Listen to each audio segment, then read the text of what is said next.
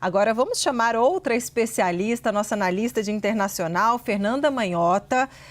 Porque, olha, Manhota, está todo mundo tentando entender, né, o que significa para o mundo, internamente para os Estados Unidos, internamente para os países envolvidos, tipo Dinamarca e o próprio território da Groenlândia, e internacionalmente, né? A gente viu ali no mapa que é uma posição de fato muito estratégica e que quanto mais o continente desgela, né, mais estratégico ainda vai ficar. Então, queria te ouvir sobre esses impactos, tanto internamente quanto externamente. Oi, Débora, boa tarde a você, ao Yuri, a todos que nos acompanham aqui no 360, né? Essa aqui é uma data importante, né? O marco de um ano da nova gestão Donald Trump. E eu diria, Débora, para começo de conversa, que do ponto de vista internacional, a Groenlândia talvez seja o principal marco da ousadia nesse processo de criação de legado de Donald Trump, né? Ele que quer, de fato, garantir meios mais competitivos para os Estados Unidos em termos de rotas comerciais, logísticas e também do ponto de vista de segurança e defesa, e que está disposto, nesse sentido, a criar um mal-estar com os próprios aliados não só históricos e institucionalmente constituídos, como é o caso da OTAN com a Europa, mas também a partir de certos atos litúrgicos, né, que foram celebrados e têm sido mantidos pelos Estados Unidos nesse sentido. Então, eu diria que a primeira consequência, né, que nos permite analisar esse movimento da Groenlândia é pensar como os Estados Unidos, então, rompem com a sua própria maneira de realizar a política externa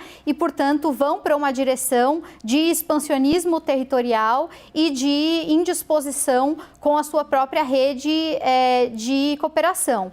Em segundo lugar, é claro que a consequência mais óbvia de uma eventual militarização dessa região é a crise que vai se instaurar sobre a OTAN, que é um pacto de defesa coletiva que não considerava uma ruptura entre os próprios aliados e que, nesse sentido, pode tanto fragilizar a aliança, quanto, inclusive, vulnerabilizar países da Europa que têm questões de fronteira importantes com adversários, como é o caso da Rússia. Muita gente diz que se os Estados Unidos avançarem sobre a Groenlândia e abrirem essa crise com os europeus, o fato dos europeus terem que se reunir em torno do assunto Groenlândia vai entregar de bandeja, por exemplo, a Ucrânia nas mãos do Kremlin, né? E isso vulnerabiliza principalmente a Europa do Leste.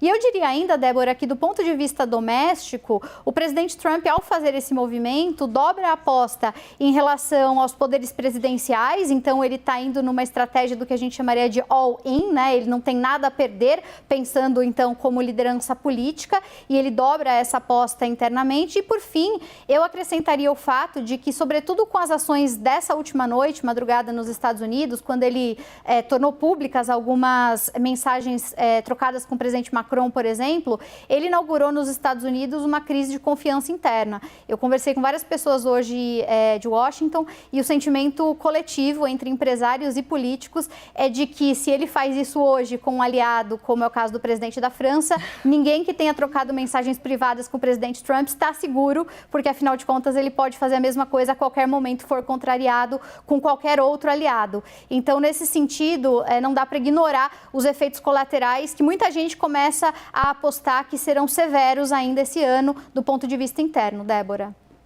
Fernanda Manhota, deixa eu aproveitar sua presença, inclusive aqui no estúdio em São Paulo, e de vários assuntos que Donald Trump tratou primeiro nesse pronunciamento, nesse longo discurso que ele fez, depois abrindo para perguntas de jornalistas, mas dois pontos que ele coloca aqui e vou tentar sintetizar aqui.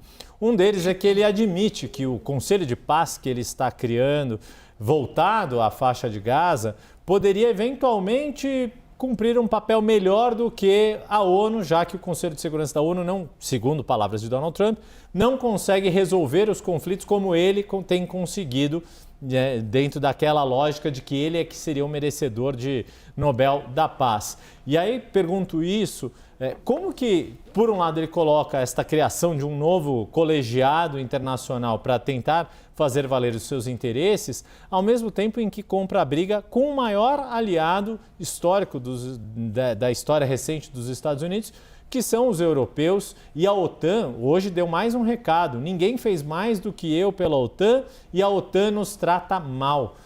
Como é que se fecha essa equação? Pois é, Yuri, não fecha, né? E esse é o principal paradigma da doutrina Trump.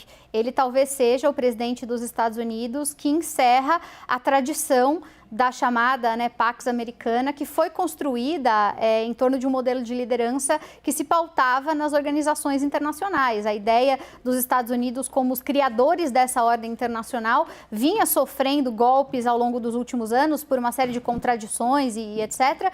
Mas, sem dúvida, com Trump há um questionamento da própria premissa dessa lógica, né? Trump não acredita nesse modelo de aliança. Quando ele sugere a substituição do modelo ONU pelo modelo do Conselho de Paz, por exemplo, ele, na verdade, reedita a história a partir de experiências que já no passado já aconteceram e que também não foram bem sucedidas.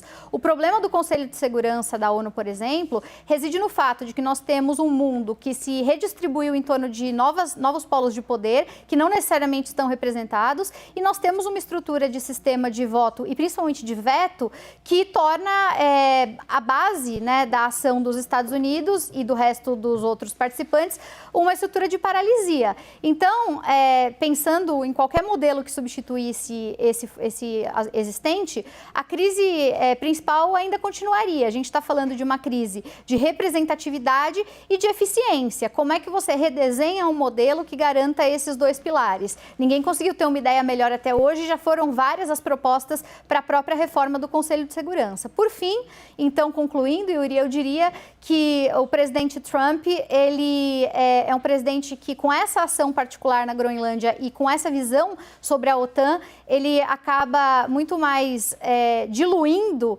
né, desconstruindo o modelo existente do que necessariamente propondo uma alternativa que a gente possa acreditar que sirva como substituta.